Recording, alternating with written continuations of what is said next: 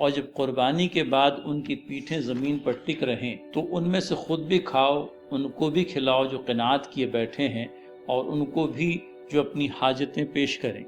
تو مولانا 3 باتیں آئی کہ آپ کی اپنی ذات بھی قربانی کے گوشت سے فائدہ اٹھائے، اس کے بعد میں وہ افراد ہیں جو قناعت کر کے بیٹھے ہیں۔ معاشرے کے اندر میں ایسے کئی ایک لوگ ہیں جن کی عزت نفس یہ گوارا نہیں کرتی کہ کسی کے در پر جا کر کے قربانی کے گوشت کا حصہ مانگیں۔ آپ کو خود انہیں آئیڈینٹیفائی کرنا ہے اور ان کے گھروں تک جا کر کے ان کو قربانی کا گوشت پہنچانا ہے۔ اس کے بعد میں ان لوگوں کا بھی تذکرہ ہے جو آپ سے سوال کریں گے، جو آپ سے مانگیں گے، تو جو نہ مانگے انہیں بھی دو، اور جو مانگنے والے ہیں ان کو بھی دو۔ قاری صاحب اس میں فکلو کا لفظ آیا ہے کہ تم بھی کھاؤ۔ تفاسیر میں یہ بات ہے کہ اہل عرب یعنی وہ جو قربانی کیا کرتے تھے تو اس میں سے خود نہیں کھاتے تھے، جی ہاں، اس کی نفی کی گئی کہ نہیں قربانی کا گوشت خود کھا سکتے۔